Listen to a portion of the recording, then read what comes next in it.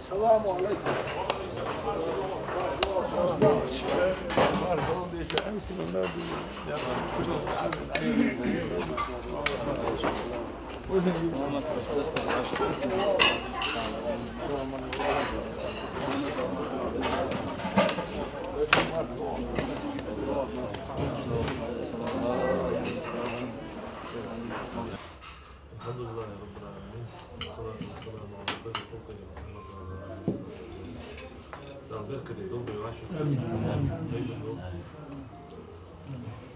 Işte elçin sunut koçu diye daga koç melbahtı ortaya hacı şu galo koçu varsa böyle işte zık arba kap o değal kıl yılmi kıl yılmi بعد الليل دي ميوه يقدر بعد تقوى الليل ده شو دي شو تقدر نقول لي هذا نطق قوة بيتك حقيقة راح عندي ذا قوة شنو مثلا جمال حقيقة سبوق واجد يعني هو يقدر حوالي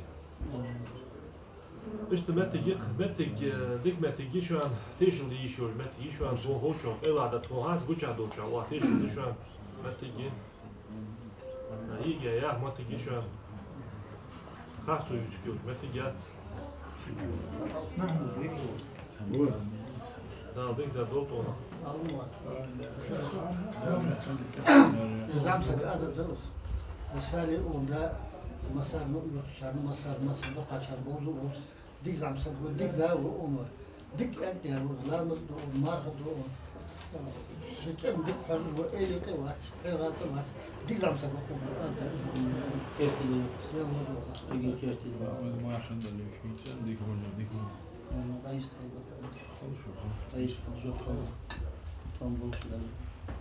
Şeyden بسم الله الرحمن الرحيم وشقيت ديال الخلق يقول وشقيت محمد ما الله سجل يغيت سنت شيء وقيج يقيج يا نار يغيت صيغه ديال اش اندلش نار شو بفكر ولا يمدل نقشاش حنعرف بو يجوب مطولش ولا تنتظرون دوش دوش فتنه دوش انت شو بفكر نقدوش حديث دقنا ازدي سنك حجة دي هن اشتري هن شو عنده حجة تل بيسته أوش حبين شناقة حجة تل شو الحمد لله.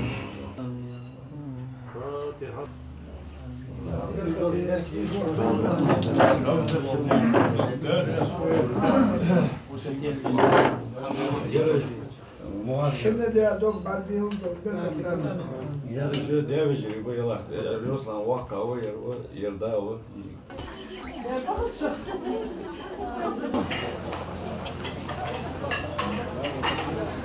Biri uzak, Muhammed Karga uzak.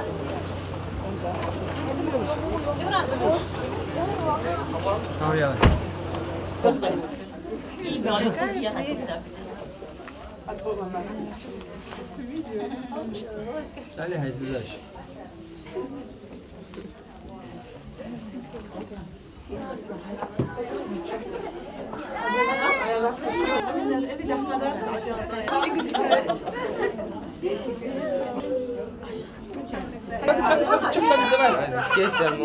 Azlar bahçe yık. Tuttuğuza tabii ya. Ya dur gidi. Dol. Tuttuğuza tabii ya.